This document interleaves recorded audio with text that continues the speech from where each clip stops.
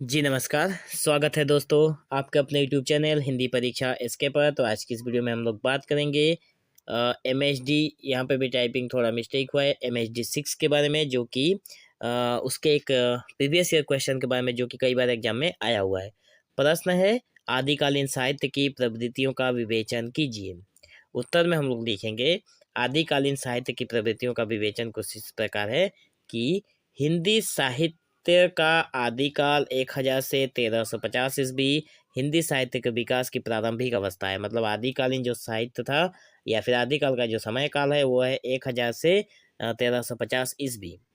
ठीक है, लेकिन बताया गया है कि ये प्रारंभिक अवस्था है और इसे वीरगाथा काल भी कहा जाता है। आदिकाल को वीरगाथा काल भी कहा जाता है।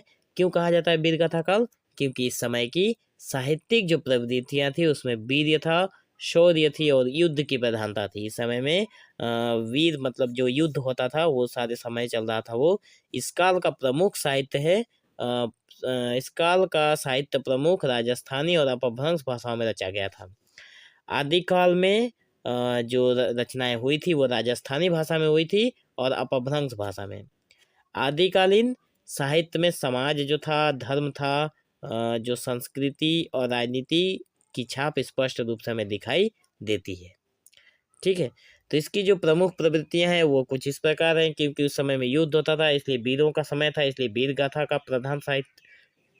ठीक है, तो लिखेंगे, इस काल का साहित्य वीरता और शौर्य गान पर आधारित था। राजाओं और योद्धाओं के युद्ध कौशल, विजय गाथाओं और बलिदानों का वर्णन किया गया है। इसमें जो रचनाएं हैं वो वीर रस से ओतप्रोत थी। रस आप लोगों ने पढ़ा होगा, तो वीर रस उसमें से जो है, जिसमें से आदिकाल में वीर रस में बहुत सारी रचनाएं रची गई थी। उदाहरण स्वरूप जो है वो पृथ्वीराज रासो है, जिसे चंद्रवरदाई ने रचा था।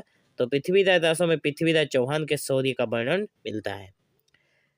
आगे है धार्मिक प्रवृत्ति। धार्मिक प्रवृत्ति जिसमें आदिकालीन साहित्य पर धर्म का गहरा प्रभाव पड़ा। धर्म की बहुत धर्म का बहुत बड़ा प्रभाव पड़ा था आदिकालीन साहित्य में। इस काल में वैष्णव धर्म, जैन धर्म और शैव धर्म की मान्यताओं पर प्रचार प्रसार हुआ। धार्मिक प्रवृत्ति के कारण, ठीक है, कई रचनाएं जैसे धार्मिक ग्रंथों और कथाओं से प्रेरित थी। तो धार्मिक जो प्रवृत्ति चल रही थी उस समय धार्मिक ग्रंथ भी लिखे गए थे और धार्मिक कथाएं भी प्रेरित थी। तो जैन धर्म से संबंधित रचनाएं प्रमुख थी। जैन धर्म से संबंधित रचनाएं कुछ हैं, जो है कि कुवल यमाला और पौमचरित। और यहाँ पे तीसरे नंबर पॉइंट में हम लोग देखेंगे जिसमें कि संस्कृत और अपभ्रंश का प्रभाव। आदिकालीन साहित्य जो था साहित्य पर संस्कृत और अपभ्रंश का प्रभाव भी गहरा था। इन भाषाओं के शब्दों और शैली का प्रयोग साहित्य में व्यापक रूप से हुआ है। जो ये भाषा थी संस्कृत और अपभ्रंश, इसका साहित्य में व्यापक तरीके से प्रयोग हुआ है। इस समय की रचनाएं मुख्यतः अपभ्रंश और देशज भाषा में थी। इस समय की जो रचनाएं थी वो मुख्यतः अपभ्रंश में थी और देशज भाषाओं में भी हुआ करती थी। बाद में बताया गया है कि अपभ्रंश से विकसित होकर अपभट्ट निकला और फिर प्रारंभिक हिंदी का निर्माण हुआ। मतलब आज हम लोग जो हिंदी बोल रहे हैं, जो हिंदी लिख रहे हैं, वो हिंदी नहीं, अपभट्ट से हम लोगों का सोच से नहीं हुआ था। उसके बाद धीरे धीरे इसका विकास हुआ। हम लोग नेक्स्ट वीडियो में बात करेंगे कि हिंदी भाषा का कैसे विकास हुआ था, हिंदी कहानी विकास। ठीक है, तो प्रारंभिक जो हिंदी थी हमारी, उसका निर्माण हुआ अपभट्ट से। अपभ्रंश से निकला अपभट्ट और अपभट्ट से हमारी प्रारंभिक हिंदी का निर्माण हुआ था। चौथे नंबर पॉइंट में है नायकों और नायिकाओं की प्रशंसा। मतलब राजा, योद्धा और वीर पुरुषों के साथ साथ उनकी रानियां और नायिकाओं की सुंदरता, उनके प्रेम साहस का वर्णन आदिकालीन साहित्य की विशेषता थी। स्त्रियों के सौंदर्य और प्रेम के वर्णन में श्रृंगार रस का प्रभाव दिखाई देता है। श्रृंगार रस का प्रभाव में कहाँ पे दिखाई देता है? स्त्रियों के सौंदर्य और प्रेम के वर्णन में।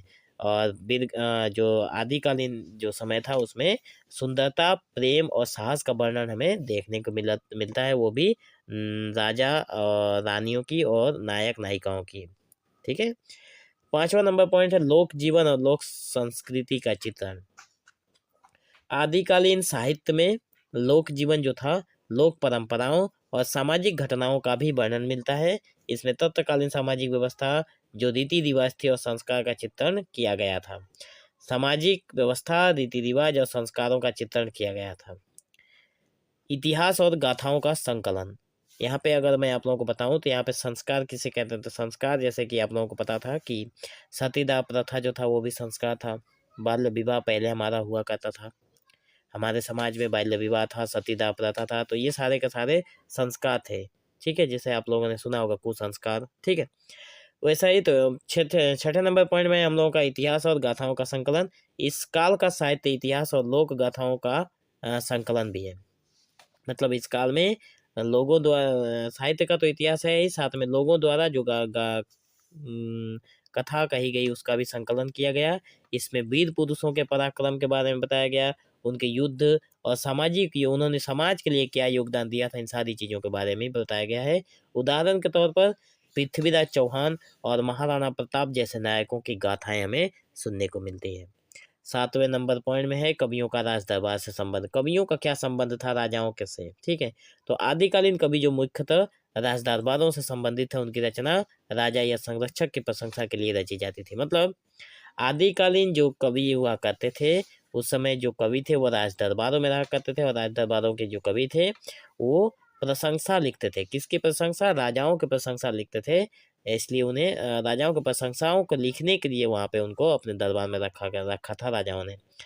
चंद्रबरदाई जो कि पृथ्वीराज के दरबारी कवि थे। पृथ्वीराज एक राजा थे, ठीक है, और उनके दरबारी कवि थे चंद्रबरदाई। इन्होंने ही लिखा था पृथ्वीराज रासो। और नरपति नाल जैसे कवि प्रमुख थे। तो नरपति नाल भी कवि थे जो कि प्रमुख कवियों में गिने जाते हैं। आगे है भाषा और शैली। आदिकालीन जो साहित्य था उसका क्या भाषा और शैली कैसी रही? तो आदिकालीन साहित्य की भाषा में जो भाषा थी वो अपभ्रंश था, अपहठ था, उसके बाद प्रारंभिक हिंदी का मिश्रण था। साहित्य में जो अलंकारिकता और लाक्षणिक भाषा का प्रयोग अधिक देखने को मिलता है। इसमें पद्य और छंदों का प्रचलन प्रमुख था। पद्य जो थे और छंदों का प्रचलन हमें देखने को मिलता है। तो निष्कर्ष में हम लोग लिखेंगे कि आदिकालीन साहित्य हिंदी साहित्य का प्रारंभिक और महत्वपूर्ण चरण है। बिल्कुल महत्वपूर्ण चरण है। इसकी जो प्रवृत्तियां में कौन कौन सी चीज हमें देखने को मिलता है, उसमें वीरता देखने को मिलता है, धर्म देखने को मिलता है, लोक जीवन की झलक हमें देखने को मिलती है। यह साहित्य जो है वो भारतीय संस्कृति, परंपरा और सामाजिक संरचना को समझने का एक सशक्त माध्यम है। तो इसमें इसकी भारतीय साहित्य जो संस्कृति है, इसमें हमारी परंपरा और सामाजिक संरचना को समझने का एक हमें अच्छा उदाहरण मिलता है। और आदिकालीन साहित्य ने हिंदी भाषा और साहित्य के विकास की नींव रखी और आने वाले भक्ति काल, रीति काल और आधुनिक काल के लिए प्रेरणा स्रोत बना दिया था। ठीक है, तो आज की वीडियो में बस इतना ही। अब हम लोग मिलेंगे नेक्स्ट वीडियो में। और अगर आप लोगों ने चैनल को अभी तक सब्सक्राइब नहीं किया तो ज़रूर कर लीजिए, ताकि आने वाले हर वीडियो की लेटेस्ट अपडेट आप तक ज़रूर पहुंचे। तो फिर से हम लोग मिलेंगे एक नेक्स्ट वीडियो में। अगर आप लोगों ने इस वीडियो को पूरा देखा है तो वीडियो को अंत तक देखने के लिए आपका बहुत बहुत धन्यवाद। आपका शाम शुभ हो।